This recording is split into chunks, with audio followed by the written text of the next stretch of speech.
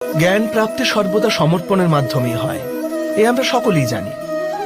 কিন্তু সমর্পণের বাস্তবিক গুরুত্ব কি আমরা কি কখনো বিবেচনা করেছি?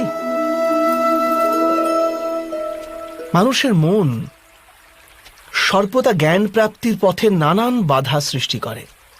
কখনো কোনো অন্য বিদ্যার্থীর প্রতি ঈর্ষা জন্মায়, কখনো গুরুর শেখানো পাঠের উপর সন্দেহ উৎপন্ন হয়, আবার কখনো গুরুর দেওয়া কোনো কোনো শাস্তি মনকে অহংকারে ভরিয়ে তোলে।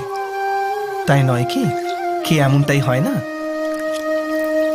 নানান সময় নানান রকম চিন্তা মনকে ব্যাকুল করে তোলে, আর মনের এমন অশান্ত স্থিতির কারণে আমরা জ্ঞান লাভ করতে পারি না। মনের সঠিক স্থিতি কেবল সমর্পণ থেকেই লাভ হয়। সমর্পণ মানুষের অহংকারকে নাশ করে, ঈর্ষা উচ্চাকাঙ্ক্ষা ইত্যাদি হীন ভাবনাকে দূর করে